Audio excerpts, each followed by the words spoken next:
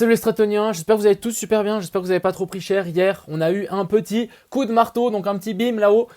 Du coup, ça a chuté droit derrière, ça a suivi exactement notre plan. On va regarder un petit peu ce qu'ils s'en pensent et c'est quoi la suite par rapport à ce Bitcoin. On va aller voir l'Ether, le BNB comme d'habitude. Petite liste d'alt ici, n'hésitez pas à partager les alts que vous voulez voir. Ne me faites pas une liste de 25 alts, mais une alt chacun que vous aimez bien. Mettez-la dans le commentaire, j'en prendrai compte peut-être dans mes prochaines vidéos si je trouve que la pattern est intéressante. Donc pourquoi pas, ça peut me donner toujours des idées. N'hésitez surtout pas. On va aller voir un petit coup sur Twitter, bien évidemment les liquidations comme d'hab, l'open interest et les petits ordres qui est actuellement sur ce petit BTC. Bref, actuellement notre plan se passe à merveille. J'espère que hier c'était cool. D'ailleurs, merci pour tous les gens qui étaient en live hier. On a battu mon record, plus de 400 viewers. Franchement, merci à tous. Et là, je pense clairement on va chuter un petit peu encore. Bref, on est parti dans cette vidéo. N'hésitez pas à mettre un pouce bleu. Crypto, million. Crypto, million. Donc ici on repart sur cette fameuse chart, vous avez déjà vu plein de fois, toujours la même zone qui a bien tenu hier. Donc on a eu 2-3 annonces ici de la SEC, on ira voir après, gros dévice, donc ça a eu un gros décalage et un gros dump ici. Donc cette zone, je l'ai là depuis le 25 janvier. Donc pour le moment c'est toujours la même, pour le moment elle a tenu et c'est quelque chose de très bien. Maintenant j'ai dit dans ma dernière update, donc ici gros rejet par ma zone, les 31 700 sont un gros support mais pas le bottom. Donc à mon avis je pense que ça, il y a une grosse zone ici vraiment, mais ça ne sera pas forcément le bottom. Je pense qu'une mèche peut descendre beaucoup plus bas et c'est ce que vraiment j'ai dit. Je pense qu'une zone à tenir en daily, une grosse mèche en dessous me semble complètement possible pour bien qu'on soit tous d'accord et qu'on parte tous sur ce même point d'égalité ici par rapport à ça. Donc d'ailleurs hier on va faire un petit débrief par rapport à ce que la Fed nous a dit. Ils gardent les taux d'intérêt inchangés, donc à 0%, mais ils se tiennent prêts à les augmenter. Ça veut dire qu'ils veulent préparer les gens et le mental à tout le monde pour avoir une hausse des intérêts dans les mois à venir. Et ça ne m'étonnerait pas qu'on ait une hausse des intérêts dans les mois à venir. Surtout ils ont dit on se tient prêt, on est prêt à les augmenter, donc je pense que ça va juste les augmenter, il n'y a pas trop de soucis. Programme d'achat d'actifs, donc ça, ils rachèteraient, je ne sais pas si vous savez, mais ils faisaient du tapering, donc ils achetaient des actions pour faire un peu gonfler le prix parce qu'il y avait des retraites américaines, etc. dessus. Ils vont arrêter ça en mars comme prévu et il n'y a pas eu de surprise dans les marchés, etc. Sauf que Wall Street n'a pas trop aimé et du coup, on a eu un dump. Donc c'est exactement ce qu'il y a eu, un peu de volatilité et ensuite gros dump ici qui a suivi ce cours. Donc voilà un petit peu par rapport à le bilan de hier. Notre scénario a plutôt tenu la route. Moi je m'attendais vraiment à un rejet ici. Ça a tenu, donc maintenant je pense que ça va continuer à descendre. On est dans ce petit canal. Bref, rien de bien compliqué. Donc on va parler surtout sur mon autre chart. Donc ici j'ai partagé un petit scénario. Donc rien de bien compliqué sur ce scénario. Mais en gros, ici ce qu'il faut comprendre, c'est déjà il faut comprendre à mon avis ici les vagues d'Elliott. Pour moi ici on a une 4, ici une 3. Et du coup ici il nous manque une 5. Et du coup on doit descendre pour venir chercher cette 5. Les vagues en 5, donc de la 4 à la 5, se font en 5 vagues, donc en 1, 2, 3, 4 et 5. Et du coup, actuellement, on a eu ce petit rebond qui pourrait nous former une E, donc racine, sommet de la 1, bas de la 2 et ensuite 3, 4 et 5. Personnellement, je pense que la 5 sera un petit peu plus bas. La mèche ici, encore une fois, on ne sait pas jusqu'où elle va descendre. Mais pour le moment, on se fait clairement repousser donc, par cette petite zone ici. Et j'ai quand même tiré un Fibonacci pour voir si on irait chercher la zone des 0,118. Après, encore une fois, ça, c'est une question d'école. Est-ce que vous prenez la grosse mèche de liquidation ici ou est-ce que vous vous basez ici sur cette mèche qui est plutôt saine? Donc ça, deux scénarios différents. Moi, personnellement, je préfère pas prendre ces mèches de manipulation, entre guillemets. Mais voilà, du coup, on se rapproche vers la zone 0,118. J'ai tenté un petit short à parfaitement, donc je l'avais partagé sur mon groupe, sur le groupe privé, donc vers la zone ici des 37 090. Donc on a short la mèche ici, donc pour les gens qui ont suivi le call, plutôt intéressant. Donc maintenant, on espère une petite chute. Encore une fois, j'espère une cassure donc ici de ce petit canal haussier. Là actuellement c'est même plus un bear flag, c'est vraiment un canal haussier, donc dans les petites time frames. Je pense qu'on va avoir sans doute un breakout vers le bas et venir chercher plus bas. Encore une fois, je ne dis pas qu'on va aller vraiment chercher plus bas. On a des grosses zones assez intéressantes. Donc hier, je ne sais pas si vous vous souvenez, mais en live, on a mis cette petite zone ici, cette petite zone traitier. Je ne l'ai pas touché. Regardez, si j'enlève mon Fibo, je ne l'ai vraiment pas touché. C'était la zone de liquidation où il y avait eu le plus de liquidation. Donc c'était la zone des 35 500 et on est venu parfaitement chercher cette zone et ensuite ça a rebondi. Donc assez intéressant qu'on puisse trouver un point autant précis avec la charte des liquidations ici. Bref, sur cette charte maintenant, qu'est-ce qu'on voit? On voit qu'il y a quand même un pic ici vers la zone des 29 000 et il y a un pic vers la zone des 26 000. Donc là, ça me fait un petit peu peur quand même. On a un énorme pic vers la zone des 26 000. Je dis pas qu'on va y aller, mais pourquoi pas. En tout cas, ça nous donnera un argument qu'on peut y aller. Ensuite, l'Open Interest ici, toujours dans le rouge, donc les gens s'amusent encore à shorter. Après, ici, il y a eu une petite baisse, donc je pense qu'il y a des gens qui ont long ce petit truc, qui vont être punis, à mon avis. Et puis, si on regarde un petit peu les order books ici, donc les ordres sur les futurs, il n'y a pas grand-chose. Il y a quelqu'un qui a essayé de se placer ici à 35 300, 800 bitcoins. Je pense que ça doit coller avec la zone des 0,618 sur mon autre chart. Ici, on a Binance qui a essayé de marquer un top. Pour le moment, ça se passe bien. Et ils sont commencés à mettre des ordres un petit peu plus bas. Donc, ça ne m'étonnerait pas qu'on aille chercher un petit peu plus bas. Bref, un petit peu le scénario actuel par rapport à ça. On va aller voir 2-3 petites autres analyses. Donc ici, ce qu'il faut bien comprendre, c'est que c'est la charte à l'envers, les gars. La charte à l'envers, imaginez-vous bien, c'est la charte à l'envers. Et là, c'est la zone des 3800. Là, on a eu le crack. Non, là, c'était la baisse. Donc contre le Bitcoin de 2009. Et ensuite ici on a eu le crack du Covid. Donc là on serait dans une 1, 2, 3. Ensuite ici A, B et puis C, 4. Et ensuite la 5, lui target la zone des 120 000. Je pense qu'on pourra aller encore plus loin si on est en extension. Après on verra, mais ça sera déjà une belle zone. Ici, donc là il a mis la charte dans le bon sens cette fois. Donc ici en plus petite time frame, donc en 8 heures. Donc une 1, 2, 3, 4, donc la 4 a bien été rejetée et ensuite on devrait chercher la 5. Donc lui il a mis vers la zone des 31 100, 32 100, ce qui correspond à nos 31 700. Après une mèche toujours plus bas peut être complètement valide ici sur le coup.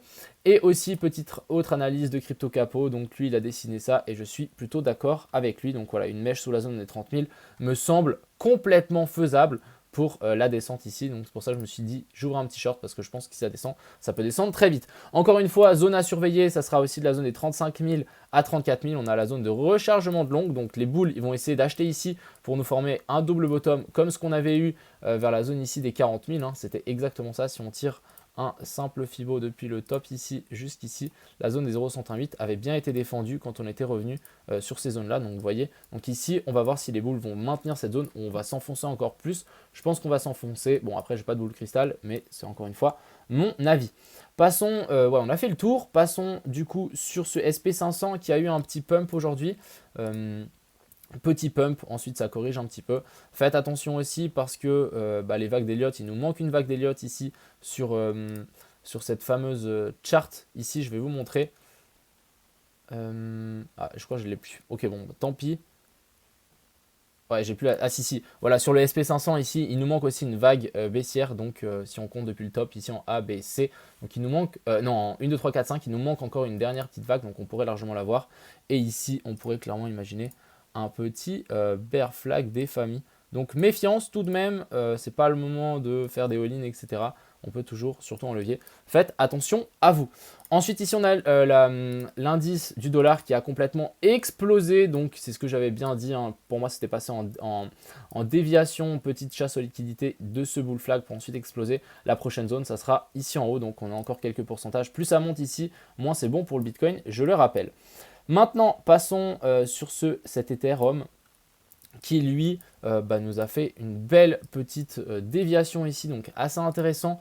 On a piégé des boules, donc là, on a clairement un bull trap. Hein. Juste pour vous dire, ici, on a vraiment un joli bull trap.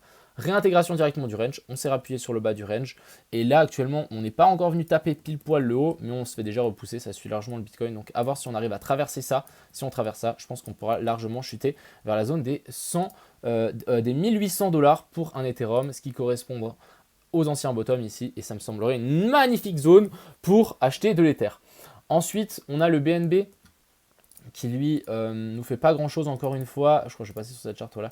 Nous fait pas encore grand chose sur cette charte. Il y avait une zone ici potentielle de rejet, mais on n'a même pas réussi à monter jusque là. On a eu un joli petit bull trap, on a réintégré, on se rappuie sur la zone ici de la trailline, mais je pense que ça ne va pas suffire. On a le même genre de canal haussier ici pour ensuite breakout vers le bas. Je rappelle encore une fois, si on regarde par rapport, vous allez me dire ouais mais ça correspond à ça. Tout simplement là vous en avez un, mais dans l'autre sens. Donc c'est genre de même mouvement, en fait la tendance elle continue. Donc ici on est déjà baissier, la tendance elle va continuer vers le bas. Ici on était haussier, la tendance elle va continuer vers le haut. Donc voilà un petit peu ce que j'en pense par rapport à ce genre de petit truc. Perso c'est clairement baissier ce petit truc, à voir comment ça va se goupiller. Et pour le moment je crois que mon short se passe plutôt bien. Ouais c'est parfait, donc je suis rentré à 37 100 et des brouettes, donc magnifique. Passons sur nos petites alts, donc on a Atom, encore une fois je vous l'ai partagé sur Twitter avant, mais quand même je voulais mettre ça en avant. Donc ici, encore une fois, les gens qui disaient « Ouais, comment ça se fait que ici c'est super bullish, on va tout péter, c'est Atom super puissant, etc. Pas du tout, on a juste fait un joli bear flag, retest en fait de toute cette zone de distribution et là descente. Donc je pense que la prochaine zone intéressante, ça seront les 26 $ pour Atom. Encore une fois, hein, faites attention, mais Atom, FTM, etc. c'est des moins 17%, ça rigole, zéro. Ensuite ici, on a Coty. Toujours bearish selon moi, on est toujours ici en train de retester les anciens supports, donc maintenant en tant que résistance, et je pense que vraiment si on veut corriger, si ça a corrigé, il corrigera encore un petit peu, pas le moment de prendre une position à moins qu'on réintègre par le haut. FTM qui m'a été demandé aussi, donc FTM plus ou moins la même chose que Atom pour moi, ici gros top, je dirais pas qu'on a un gros M top, là on avait peut-être une épaule, tête épaule, bref un peu moche, grosse descente. Par contre, on a cette line ici qui est en train de pousser le cours du coup vers le bas et on a un joli bear flag, je pense qu'il va se casser vers le bas et la prochaine zone, ce sera la zone des 1.6. On a Gala qui m'a aussi été demandé, donc qui se fait repousser par ces petits allers-retours. On va juste passer en daily pour que vous puissiez voir à quoi correspond ma grosse zone riche. Non, c'est en 12 heures. Grosse zone grise ici, donc ça correspond à cette petite aller-retour ici. Donc pour moi, cette zone, c'est un gros no man's land. Si on arrive à repasser par-dessus, ça sera vraiment bullish, mais tant qu'on est en dessous, plutôt bearish ici pour Gala. Et actuellement, on se fait vraiment repousser par l'ancien bottom ici en 4 heures. Donc pas incroyable, et tant qu'on passe pas au-dessus, franchement, je me méfierai et clairement on peut toujours faire une petite descente vers le bas. Encore une fois, je vais rabâcher ces petits bear flags, mais dans un W, faites attention, beaucoup de bear flags s'y cachent. Donc un truc comme ça, et sans doute ça peut breakout vers le bas. Et ensuite on a le LRC, donc j'avais proposé hier à LRC un petit short. Donc actuellement les gens qui sont short à mon avis, ils ont du short par là. On va juste voir, simple curiosité. Ok, du moins 5%, 6%, c'est très bien. Ici, encore une fois, le LRC, du coup, je l'ai pris parce qu'hier, on cherchait une alt à short. Donc actuellement, il s'est bien fait repousser donc, par cette zone de support. Et là, on a fait résistance, donc assez sévère. Je pense que minimum, ça serait venir chercher la zone des 0,118. Après, ça dépend de la puissance aussi du Bitcoin. Et je pense qu'ici, on est clairement en train de faire une petite phase de comment on appelle ça, de distribution. Donc on pourrait presque même imaginer une épaule, tête épaule très très moche, je ne vais pas la prendre en compte, mais quand même on aurait pourquoi pas un semblant d'épaule tête épaule. Donc une cassure ici pourrait clairement nous amener un petit peu plus bas, et je l'ai pris parce qu'en fait il est vachement volatile, hein. C'est quand même 14% et ça peut aller très très vite. Donc voilà un petit peu le bilan. Je suis plutôt bearish clairement pour le moment. Après avoir, pour mon scénario s'invalide, la question bearish s'invalide si vraiment on casse cette zone ici. Donc la zone des 39 000, on casse la zone des 39 000, je vais me dire ok, il y a peut-être un autre scénario que j'ai pas forcément vu et qu'on va peut-être monter. Encore une fois, un autre scénario que j'ai potentiellement regardé, comme ça je vais vous montrer un petit peu tout ce que j'ai vu. Ici, on pourrait clairement être aussi dans un joli bear flag, un truc comme ça. Et en fait, si on regarde les ABC, donc ici on aurait notre A, B. Non, ici notre A, B et ensuite une C plus haut pour ensuite rechuter plus bas. Donc faites attention encore une fois, je suis plutôt bearish, je pense que ça va sans doute chuter encore un petit peu. Donc voilà, en tout cas pour le moment, le plan suit son chemin, pas d'inquiétude, pour le moment c'est plutôt maîtrisé. Donc voilà, j'espère que cette vidéo vous a plu. Je vous souhaite une agréable soirée. On se retrouve en live ce soir à partir de 20 h comme d'habitude. Pas mal d'informations ce soir. Je vais essayer de...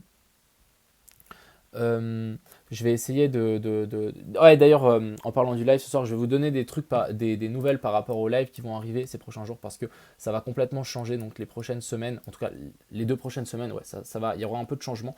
Donc voilà. Sur ce, bonne soirée, trêve de plaisanterie et bon trade à tous.